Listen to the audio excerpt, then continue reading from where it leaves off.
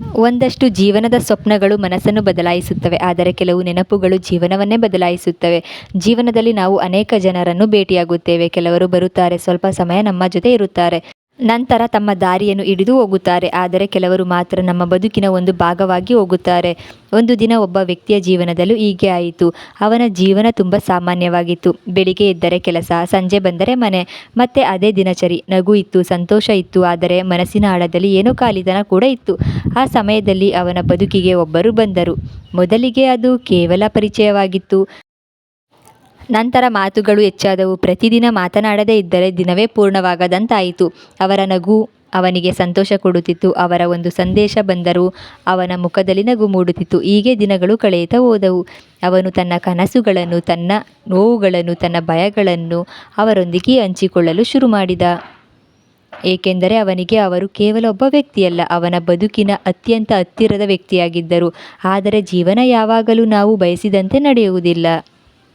ಒಂದು ದಿನ ಅವರಿಬ್ಬರ ನಡುವೆ ಅಂತರ ಹೆಚ್ಚಾಗತೊಡಗಿತು.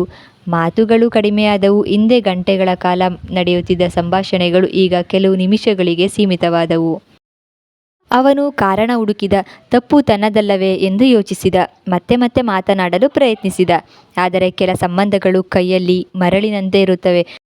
ಎಷ್ಟು ಬಿಗಿಯಾಗಿ ಹಿಡಿಯಲು ಪ್ರಯತ್ನಿಸಿದರೂ ನಿಧಾನವಾಗಿ ಜಾರಿ ಹೋಗುತ್ತವೆ. ಕೊನೆಗೆ ಒಂದು ದಿನ ಅವರು ದೂರವಾದರು. ಅವರು ಹೋದ ನಂತರ ಅವನ ಜೀವನದಲ್ಲಿ ಬಹಳಷ್ಟು ಬದಲಾವಣೆಗಳಾದವು. ಹೊರಗಿನಿಂದ ಎಲ್ಲವೂ ಹಾಗೇ ಇತ್ತು, ಆದರೆ ಒಳಗಿನಿಂದ ಅವನು ಸಂಪೂರ್ಣ ಬದಲಾಗಿದ. ಹಿಂದೆ ಸಂತೋಷ ಕೊಟ್ಟ ಜಾಗಗಳು ಈಗ ನೆನಪುಗಳನ್ನು ಕೊಡುವುದಕ್ಕೆ ಶುರು ಮಾಡಿದವು. ಹಿಂದೆ ಇಷ್ಟವಾಗುತ್ತಿದ್ದ ಹಾಡುಗಳು ಈಗ ಕಣ್ಣೀರನ್ನು ತರತೊಡಗಿದವು. ಹಿಂದೆ ಕನಸುಗಳಿದ್ದ ಜಾಗದಲ್ಲಿ ಈಗ ನೆನಪುಗಳು ಮಾತ್ರ ಉಳಿದವು. ಆಗ ಅವನಿಗೆ ಒಂದು ಸತ್ಯ ಅರ್ಥವಾಯಿತು. ಜೀವನದಲ್ಲಿ ಕೆಲವು ಜನರು ನಮ್ಮೊಂದಿಗೆ ಸದಾಕಾಲ ಇರಲು ಬರುವುದಿಲ್ಲ. ಅವರು ಬರುವುದು ನಮಗೆ ಒಂದು ಪಾಠ ಕಲಿಸಲು. ಪ್ರೀತಿ ಅಂದರೆ ಏನು, ಕಾಳಜಿ ಅಂದರೆ ಏನು, ಯಾರನ್ನಾದರೂ ಮನಸ್ಸಾರೆ ಇಷ್ಟಪಟ್ಟರೆ ಎಷ್ಟು ನೋವಾಗಬಹುದು ಅನ್ನೋದನ್ನು ತಿಳಿಸಲು ಇಂದು ಅವರು ಅವನ ಜೊತೆ ಇಲ್ಲ. ಆದರೆ ಅವರ ನೆನಪುಗಳು ಇನ್ನೂ ಅವನ ಮನಸ್ಸಿನಲ್ಲಿ ಜೀವಂತವಾಗಿವೆ.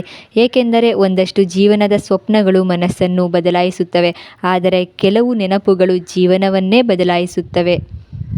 ಇದು ಕೇವಲ ಒಂದು ಕಥೆಯಲ್ಲ, ಬಹುಶಃ ಯಾರಾದರೂ ಒಬ್ಬರ ಜೀವನದ ಸತ್ಯವಾಗಿರಬಹುದು.